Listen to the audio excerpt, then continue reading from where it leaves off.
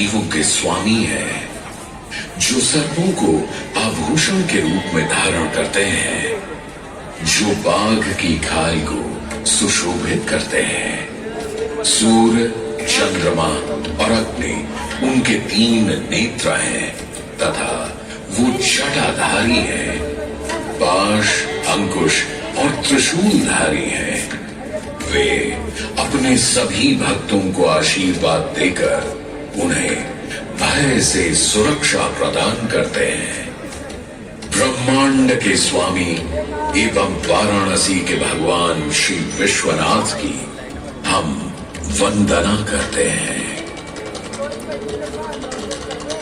मैं आदि नगरी काशी, वही काशी जो स्वयं भगवान शिव के त्रिशूल पर विद्यमान है। सृष्टि के प्रारंभ में महादेव ने जब पृथ्वी पर अपनी दृष्टि डाली तो उन्हें एक भाग चमकता हुआ प्रतीत हुआ।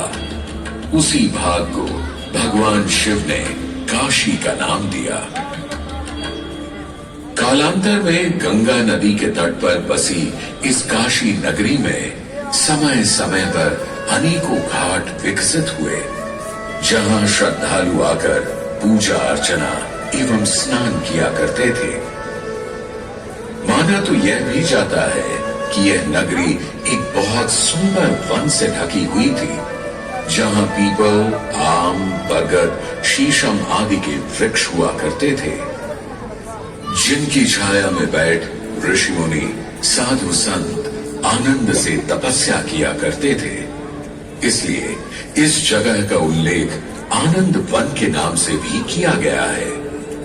जितनी पुरानी काशी नगरी है, उतना ही पुराना यहाँ का काशी विश्वनाथ मंदिर भी है। भगवान शिव को विश्वेश्वर, विश्वनाथ आदि नामों से भी संबोधित किया जाता है, जिनका अर्थ है संपूर्ण विश्व के स्वामी।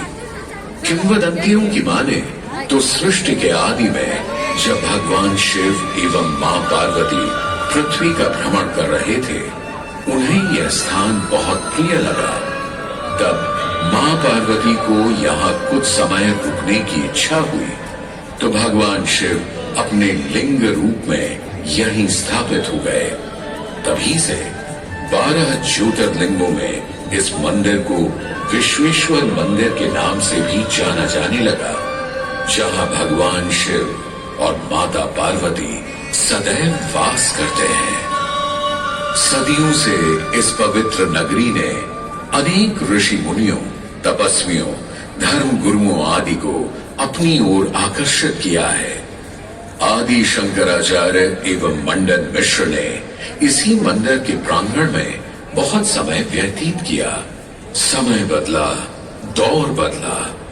भारत के स्वर्णिम काल पर विदेशी आक्रांताओं की नजर पड़ी, जिसे वे लूटने एवं सनातन संस्कृति को नष्ट करने के उद्देश्य से यहाँ आए।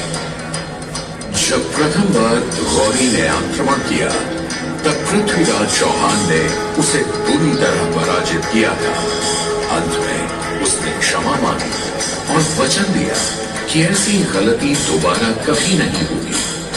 अतः स्मरण करने मात्र से आंखें नम पड़ जाती हैं। परंतु समय सदा एक सा नहीं रहता और दुख के ये बादल भी सुख में बदलने वाले थे।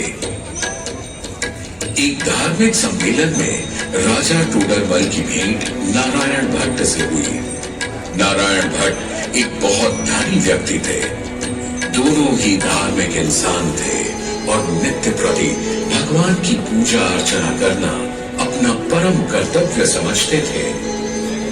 दोनों ने काशी विश्वनाथ के इस पावन मंदिर का जीर्णोद्धार करवाया और वीरान पड़े खंडहरों में एक नई जान डाल दी।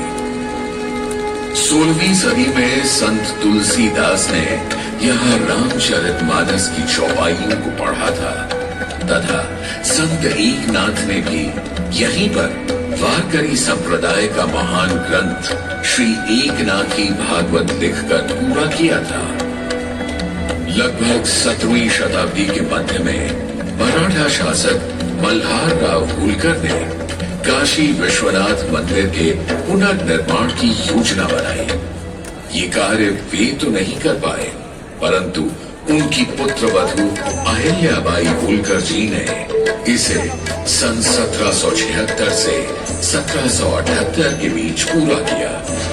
वर्तमान काशी विश्वनाथ मंदिर निर्माण का श्रेय अहिल्याबाई होलकर जी को ही जाता है।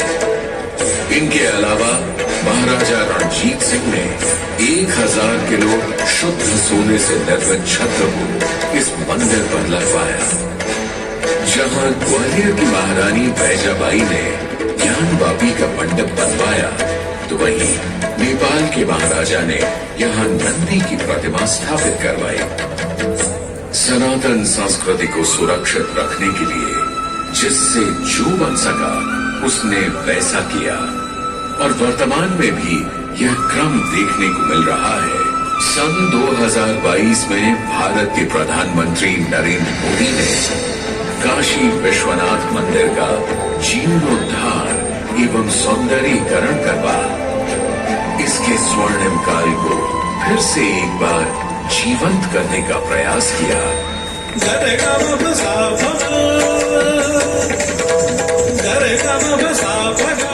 भगवान शिव को समर्पित काशी विश्वनाथ का यह पावन मंदिर सदियों से करोड़ों श्रद्धालुओं का प्रेरणा स्रोत रहा है